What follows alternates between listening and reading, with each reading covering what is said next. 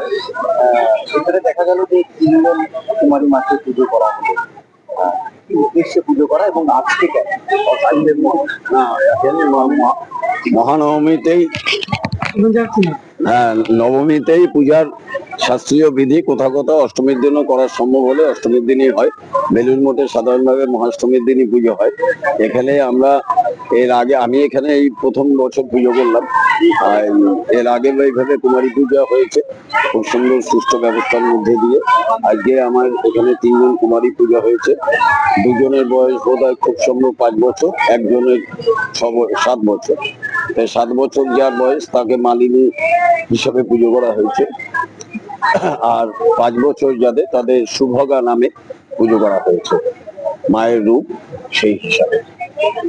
কুমারী পুজোতে কারণটা কি?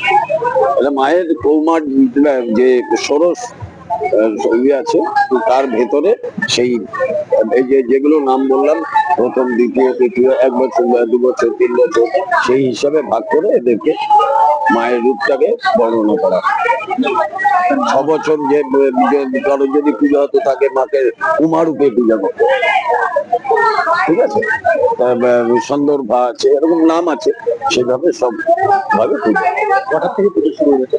পুজো তো সকাল থেকেই চলছে। আজকে মহানবমী পুজো শেষ করে, মায়ের পুজো শেষ করার পরে এই পুজোর বিধি, এরপরে হোম যজ্ঞ শুরু হবে। এটা নবমী। এখানে হ্যাঁ, এখানে নবমীর দিনই পুজো হয় এবং বেশ কয়েক বছর ধরেই কর্মকর্তারা পুজো চালু করেছে। আমি এই বছর প্রথম। আমার নাম অপূর্ব চক্রবর্তী। আমি এখানে এই পুজো পরেই বাড়ি আমার। হ্যাঁ।